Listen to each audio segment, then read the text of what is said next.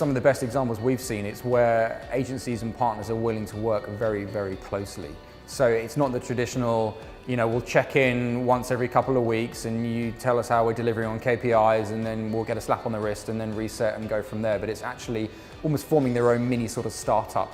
They have a very clear sense of what they want to achieve, and then they work tirelessly to do that and in a very collaborative way. And I think Domino's and the relationship they have with Crispin, Porter and Boguski is a perfect example of this. They lived in each other's pockets for the first 6 months, which was really that overhauling of the entire kind of digital part of that company. But the success they're now having, speaks volumes for how successful that can be. With external agency partners, fundamentally you've got to have a relationship built on trust, and trust is really about openness, full disclosure in terms of objectives, shared goals, and then a way of working that is kind of almost so tight that you can almost not pull the teams apart. I mean, we looked at the Domino's case study, and that was something that I judged at Cannes this year, and it won the Grand Prix, and everybody said, is it a stunt, is it this, is it that? The truth of it is the way that the Domino's client works with the agency team, but I think they sit in the same physical space. So, I think proximity is absolutely critical as well. I've always thought of marketing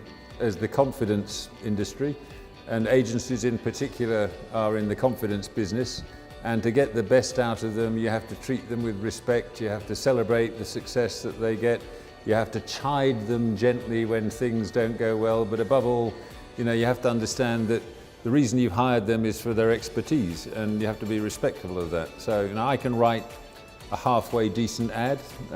I used to describe this as the account man's ad. I can't write the genius that the great people that we work with can deliver. And that's why we need them. But we also have to understand up and down the organisation that this trust and respect is necessary. I honestly think that the line between external, internal, agency or client is increasingly blurred. And I think that the secret for success is to make that line even more blurred.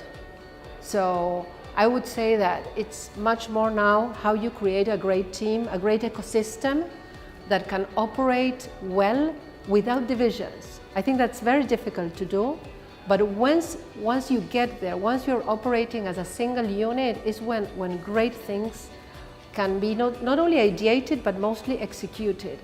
So for me, what's critical now, as I see, is that collaboration moves from being something that people speak about to really doing. I don't think that it's a nice phrase. I think that it's critical. Otherwise, the type of experiences that we need to deliver to people, to consumers, is not going to happen, because experiences are very realistic. So you need everybody to have done a great job. And that job will not happen if you have divisions of client, agency 1, agency 2. So net, I think that it's more critical than ever that everybody works well as friends. United Nations of Creativity. It's the moment. If you don't get it, the experience will not happen. It's about partnership. Everyone says partnership, but if you look at the best work we've done, we've been with Nike for over a dozen years, with Beats for over 5 years. Most of our relationships where we do the most standout work are many years long. I think it's because it's really about collaboration. The iPhone isn't sort of purely made by Apple. It's a combination of many companies and many parts to sort of come together to have one beautiful thing.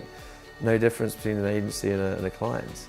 True partnership is not about getting a brief, disappearing, coming back in 3 weeks later and go away. You need to really understand and work together, and that's when you get the best results.